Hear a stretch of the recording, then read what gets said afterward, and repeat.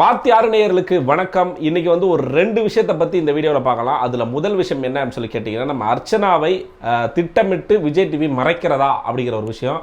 ரெண்டாவதாக வந்து promo 3 release ஆகிருக்கு, அதை பற்றி பார்க்கலாம்.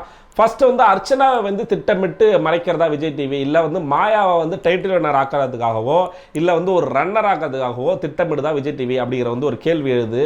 என்னன்னு சொல்லி பார்த்தீங்கன்னா, இதுக்கு முன்னாடி சீசன்கள்லாம் வந்து ஒரு போட்டியாளர் இருப்பார், அவருக்கு வந்து சரியான ஆப்போனண்ட் வந்து ஒரு நெகட்டிவ் ஷேடில் இருப்பாங்க. இப்போ ஒரு எடுத்துக்காட்டுக்கு வந்து போன சீசனாக இருக்கட்டும், அதுக்கு முந்தின சீசன் ஆரி வெர்சஸ் பாலா இதுவாக இருக்கட்டும். ஸோ அவங்க இப்படி இருக்கும்போது ஒரு தரமான போட்டியாளருக்கு எதிராக வந்து ஒரு நெகட்டிவ் ஷேடு உள்ள ஒரு போட்டியாளர் வந்து ரன்னராக ஆகிறதுக்காக வந்து இருக்கும். ஸோ அதே மாதிரி இந்த சீசனில் வந்து அர்ச்சனாவுக்கு நேர் எதிர் ஆப்போசிட் யார் அப்படின்னு சொல்லி பார்த்தீங்கன்னா மாயா வந்து நிறைய இடத்துல விஜய் டிவி பூஸ்டப் பண்ணுதா அப்படிங்கிற விஷயத்தை நம்ம பார்க்க போகிறோம். முக்கியமாக வந்து அர்ச்சனாவுக்கு வந்து நிறைய விஷயங்கள் வந்து பாசிட்டிவாக நடக்கும்போது விஜய் டிவி அதை திட்டமிட்டு மறைக்குது அப்படிங்கிறது வந்து நிறைய பேரோட குற்றச்சாட்டு. முக்கியமாக வந்து அர்ச்சனா ஃபேன்ஸும் நியூட்ரலாக இருக்கவங்களோட ஒரு குற்றச்சாட்டு. என்ன அப்படின்னு சொல்லி பார்த்தீங்கன்னா, நேத்திக்கு வந்து அர்ச்சனா வந்து ஒரு விஷயத்தை வந்து சொல்லியிருப்பாங்க. அதாவது வந்து நேத்திக்கு நடந்த விஷயத்தை வந்து என்னால் மாற்ற முடியாது, பாஸ்ட்டை வந்து என்னால் வந்து மாற்ற முடியாது, ஃபியூச்சரையும் வந்து என்னால் கணிக்க முடியாது எப்படி இருக்கும் அப்படிங்கிறது வந்து இன்னைக்கு தான் என்னோட நிரந்தரமான ஒரு வாழ்க்கை, இன்னைக்கு நான் என்ன பண்ணணும், எப்படி வாழணும், எப்படி இருக்கணும் அப்படிங்கிறத வந்து நான் தீர்மானிக்கலாம் அப்படின்னு சொல்லி சொல்லும் பொழுது அர்ச்சனாவுக்கு வந்து ஒரு மிகப்பெரிய கைத்தட்டல் வந்து வெளியே வரும். நிறைய சவுண்டோட பெரிய சப்போர்ட்டோட வந்து அர்ச்சனாவுக்கு வந்து வெளியே கத்துவாங்க. பட் ஆனால் வந்து அது நீ நல்லா மைனூட்டாக பார்த்தீங்கன்னா தெரியும். அப்படி வந்து வரும்போது டப்புன்னு வந்து ஒரு எடிட்டில் வந்து கட் பண்ணி தூக்கியிருப்பாங்க, அந்த சவுண்டை வந்து அப்படியே டிக்ரீஸ் பண்ணியிருப்பாங்க. ஸோ இது எதுக்கு விஜய் டிவி பண்ணுது அப்படிங்கிறது வந்து நமக்கு தெரியல. நான் ஆல்ரெடி இதுக்கு முந்தின வீடியோவில் சொன்ன மாதிரி அர்ச்சனா நிறைய டைம், அதாவது வீக்கெண்ட் எபிசோடில் அவங்க வந்து இது வரைக்கும் ஃபர்ஸ்ட்டாக சேவ் பண்ணப்பட்டதே இல்லை. அவங்க எல்லா நாமினேஷன்லையும் அவங்க தான் ஃபர்ஸ்ட் இடத்துல வந்துருக்காங்க, எல்லாருக்குமே தெரியும் அந்த விஷயம். அப்படி இருக்கும்போது அர்ச்சனாவை ஏன் திட்டமிட்டு அவங்க வந்து ஃபர்ஸ்ட் சேவ் பண்ணப்படலை, இல்லை அர்ச்சனாவுக்கு வரும் கைத்தட்டல்களை ஏன் வந்து வெளியில் காமிக்கல, இல்லை மாயாவை அடிக்கடி மாயா வந்து அர்ச்சனா மேலே ஒரு குற்றச்சாட்டு வச்சாலோ, அர்ச்சனா மேலே ஏதாவது ஒரு தவறுகளை வந்து அவங்க இது பண்ணாலோ அதை பெருசாக இது பண்ணி நம்ம வந்து மெயின் எபிசோடில் காமிக்கிறதாக இருக்கட்டும். ஸோ இந்த விஷயங்கள்லாம் ஏன் விஜய் டிவி பண்ணுது? அர்ச்சனா வந்து ஒரு வேளை வந்து டைட்டில் வினர் ஆக்கிறதுக்காக, ஆக்கக்கூடாது என்பதற்காக நிறைய விஷயங்கள் பண்ணுதா அப்படிங்கிற கேள்விகள்லாம் நம்ம மக்களுக்கு எழுது. ஸோ அது ஏன் அப்படி பண்ணுறாங்க அப்படின்னா வந்து எனக்கும் தெரியல. அர்ச்சனாவை வந்து ஒரு வேளை வந்து ஒரு கமலஹாசனுக்கு பிடிக்காம எப்படி பிரதீப் ஆண்டனி வந்து நம்ம வந்து வெளியேற்றினார் பார்த்தீங்களா, அது எந்த ஒரு பெரிய குற்றச்சாட்டுமே இல்லாமல் உமன் கார்டு அப்படிங்கிற ஒரு கேவலமான விஷயத்தை பயன்படுத்தி பிரதீப் ஆண்டனி வந்து வெளியேற்றிருப்பார் நம்ம கமலஹாசன். அதே மாதிரி அர்ச்சனாவுக்கு பண்ணிக்கிட்டு இருக்காங்க. அது ஏன்னு தெரியல. நீங்க என்னதான் வந்து புட் டவுன் பண்ணி அர்ச்சனாவை வந்து வெளியேற்றணும், இல்லை வந்து அவங்களுக்கு வந்து ஃபேன் பேஸை குறைக்கணும்னு நினைச்சாலும் அந்த ஃபேன் பேஸுங்கிறது ஏறிக்கிட்டே தான் போகுது. கிட்டத்தட்ட யாருமே தொட முடியாத உயரத்தில் வந்து அவங்களுக்கு ஓட்டு சதவீதம் அப்படிங்கிறது வந்து இருக்கு. நீங்க ஒருவேளை அர்ச்சனாவை தவிர்த்து மாயாவுக்கோ இல்லை விசித்ராவுக்கோ யாருக்கு டைட்டில் வின்னராக கொடுத்தாலும் அது மக்கள் ஏற்றுக்கொள்ள மாட்டார்கள்.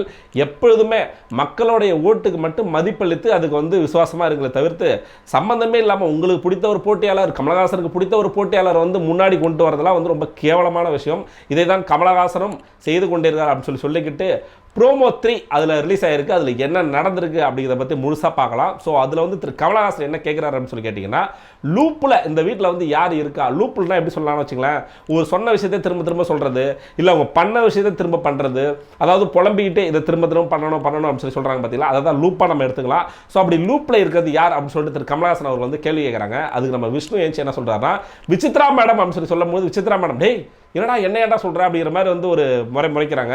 அது கமலஹாசன் இருங்க சொல்லட்டுங்க, அவர் என்னதான் சொல்ல வராரு அப்படின்னு சொல்லிட்டு கமலஹாசன் கேட்குறாரு. அதை நமக்கும் காட்டப்படலை. ஸோ என்ன சொன்னார் அப்படிங்கிறது வந்து அதுக்கு அடுத்து தான் வந்து தினேஷ் எழுந்திருக்காரு. தினேஷ் எழுந்து நம்ம ரவினாவை சொல்கிறாரு. என்ன சொல்கிறாருன்னா, இவங்களோட சிரிப்பு சத்தம் எனக்கு லூப்பில் ஓடிக்கிட்டே இருக்குது சார் அப்படின்னு சொல்லி சொல்கிறாங்க.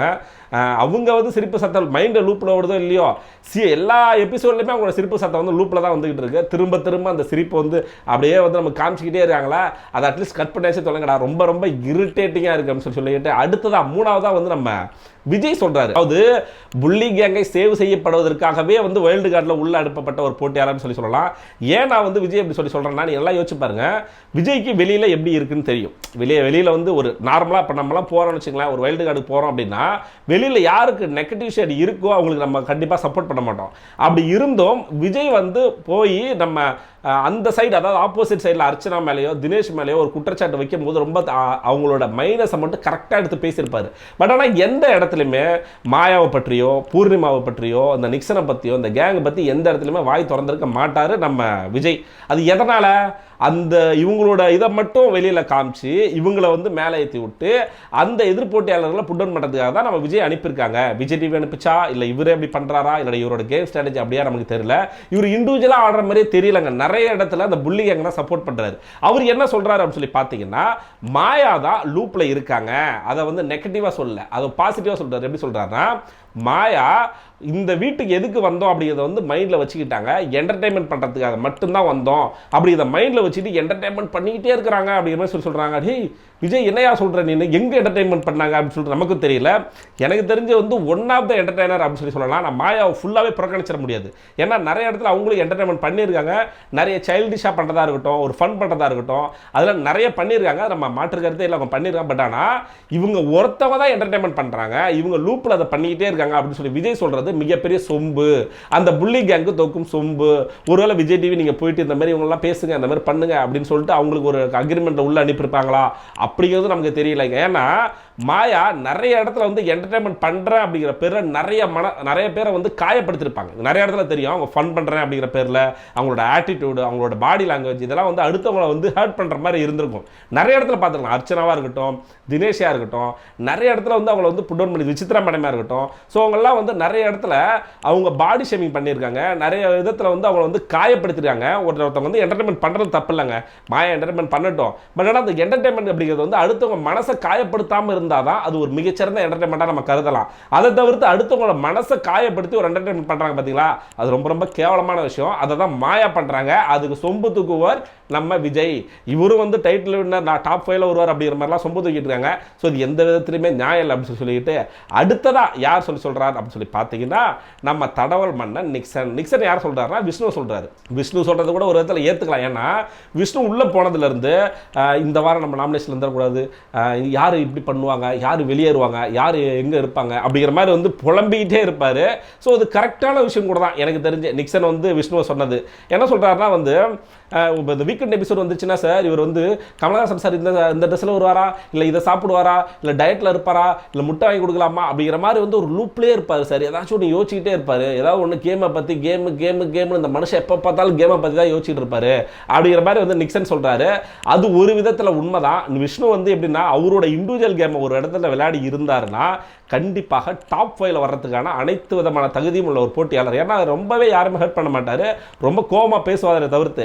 அப்படி இருக்கும்பொழுது அவர் மற்றவங்களை பற்றி யோசிச்சு, அதாவது நீங்கள் ஒரு ஓட்டப்பந்தயத்தில் ஓடிக்கிட்டே இருக்கீங்கன்னு வச்சுக்கலாங்க, நீங்கள் உங்களோட டெஸ்டினேஷன் அடையிற வரைக்கும் நீங்கள் ஓடிட்டு இருக்கணும். நீங்கள் ஒரு செகண்ட் திரும்பி பார்த்தீங்கன்னா உங்கள் பின்னாடி வரவங்க உங்களை ஓவர்டேக் பண்ணிட்டு போயிடுவான். அந்த மாதிரி தான் விஷ்ணு. ஸோ அவர் அந்த கேமில் ஆடிக்கிட்டு இருக்காரு அப்படின்னா அவர் என்ன டைட்டில் என்ன பண்ணதான் வந்திருக்காரு. ஸோ அந்த டைட்டில் நோக்கி ஓடணுமே தவிர்த்து நமக்கு பின்னாடி எவன் ஃபேமஸில் இருக்கான், எவன் வந்துடுவான், எவன் முன்னாடி போயிடுவான், எவன் பின்னாடி வருவான் அப்படிங்கிறத பற்றி யோசிச்சுக்கிட்டே இருந்தால் ஒன்றை ஓவர்டேக் பண்ணி 10 பேர் பின்னாடி போயிடுவாங்க. ஸோ அந்த மாதிரி தான் வந்து விஷ்ணு வந்து இந்த சீசனை வந்து அவரோட வாய்ப்பை அவர் நிறைய இடத்துல சொல்லிடுறாரு. இது ஒரு மிகப்பெரிய வாய்ப்பு, இதை நான் யூஸ் பண்ணிட்டு என்னோட வந்து கரியருக்கு வந்து யூஸ் ஆகும் சொல்லியிருப்பாரு. பட் ஆனால் அதை கரெக்டாக யூஸ் பண்ணாரா அப்படின்னு சொல்லி கேட்டுனாரா, இல்லை, கண்டிப்பாக இல்லை. விஷ்ணு அந்த வாய்ப்பை வந்து கண்டிப்பாக நழுவிட்டார் அப்படின்னு தான் சொல்லணும். நிறைய அடுத்தவங்களை பற்றி பேசாமல் அவரோட கேம் விளையாடி இருந்தார்னா இன்னைக்கு ஒரு நல்ல கண்டஸ்டண்டாக வந்திருப்பார் நண்பர்களே. ஸோ இதுதான் ஃபர்ஸ்ட். அதாவது வந்து அந்த அர்ச்சனா விஷயத்தை பற்றி பேசுறதாக இருக்கட்டும், அர்ச்சனாவை வந்து திட்டமிட்டு விஜய் டிவி மறைக்கிறது அப்படிங்கிறது வந்து ஒரு உண்மையான விஷயம். நம்ம பொறுத்து தான் பார்க்கணும். இதுக்கப்புறம் எப்படி அவங்க வந்து இருக்காங்க, அவங்கள பற்றி எப்படி காமிக்கிறாங்க, இல்லை மாயாவோட நல்ல விஷயத்தை மட்டும் காமிச்சு அர்ச்சனாவை புட் டவுன் பண்ண பார்க்குறாங்களா, உண்மையாகவே மாயாவை டைட்டில் ஆகிறதுக்காக வந்து விஜய் டிவி ஏதாச்சும் பிளான் போடுதா அப்படிங்கிறது வந்து நம்ம கூடி சீக்கிரத்தில் தெரிஞ்சிடும். ஏன்னா ஒரு 15-16 நாள் தான் இருக்குது. ஸோ பொறுத்து பார்க்கலாம் நம்மள. இதுதான் ஃபர்ஸ்ட் ப்ரோமோ, தேர்ட் ப்ரோமோ நடந்த விஷயங்கள். ஸோ அடுத்த வீடியோவில் உங்களை சந்திக்கிறேன். அதுவரை உங்களிடமிருந்து விடைபெறுவது நான் ஆனந்த்.